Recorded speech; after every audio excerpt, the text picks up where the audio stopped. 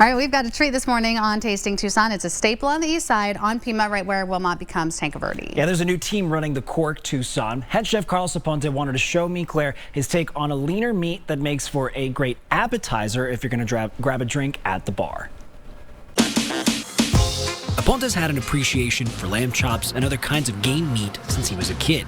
He says his family here in Tucson would go enjoy grilled meat cooked right here in that era's version of the Cork. My family, we were always sportsmen, and we went hunting for elk and venison, so we would come here to eat and dine on that stuff. As a nod to those familiar flavors, Aponte's preparing some lollipop lamb chops. Here we are next to him in the Cork's kitchen, enjoying the sights and the smells of the grill doing what it does best.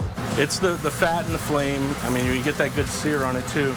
When you're cooking something fast at high heat, you're searing the outside of it quickly, so it's sealing the juices in. I also asked Carlos how you should approach getting the lamb to the right doneness on the grill. Compared to beef, it cooks a little faster for the temps compared to beef, so lamb would run about 5 degrees cooler for what you would expect would be a rare or mid-rare on a beef steak. While the chops get ready, Aponte is checking on the bed that will hold these lollipops. Garlic mashed potatoes. Now that the chops are charred, Aponte is putting the last touch of earthy flavor on top with this mint sauce. Fresh herb, and it's got imparts a little more of a sweetness to it. And with the lamb, it goes great. It's a great complement to lamb.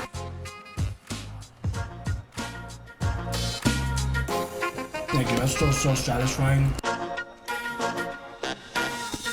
A mouthful, and you just grab it and you just have to dig in, Claire. Yeah, the Jose stamp of approval. That looks amazing. So, of course, I love, of course, you get to taste all these wonderful foods, but also learning about our food roots as a community. Now, Carlos says if you've grown up here in town, maybe your family's kept some recipes from the old country in Mexico. Yeah. Mint is a key ingredient in another classic dish I wasn't expecting. So if you've heard albóndigas, that's Mexican meatballs that sit in the stew, and you still serve those with rice, of course, but mint and add that earthy sort of flavor to your meat. Yeah, it sounds great.